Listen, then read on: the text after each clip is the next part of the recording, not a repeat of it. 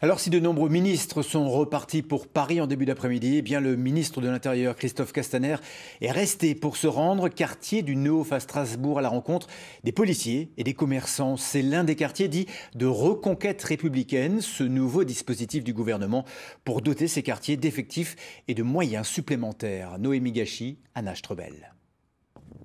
Christophe Castaner en visite cet après-midi dans le quartier du Neuhof, à la rencontre d'abord des forces de l'ordre du quartier.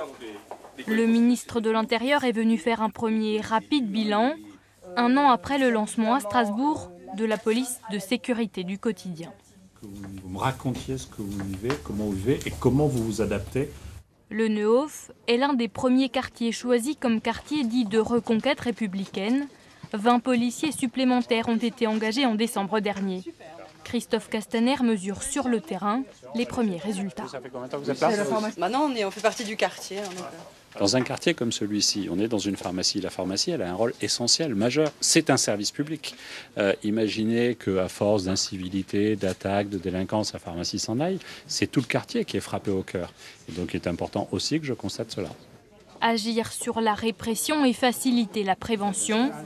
Le ministre de l'Intérieur visite ce centre de loisirs et de la jeunesse, dirigé et animé par la police nationale. La prévention, c'est aussi travailler comme ça, dans un collectif, apprendre à travailler ensemble, à partager des soucis ensemble. Et ça se fait dès cet âge-là.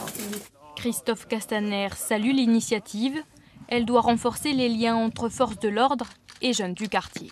Moi, j'ai le souvenir d'avoir rencontré une enseignante qui évoquait Chérif Chekat, qui, dès l'âge de 8 ans, avait été identifié comme extrêmement violent, au fond prédéscolarisé, et dont on sait le parcours judiciaire d'abord et terroriste enfin.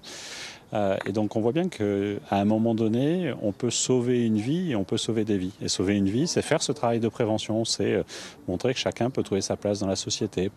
Une visite menée au pas de course qui s'est achevée en fin d'après-midi.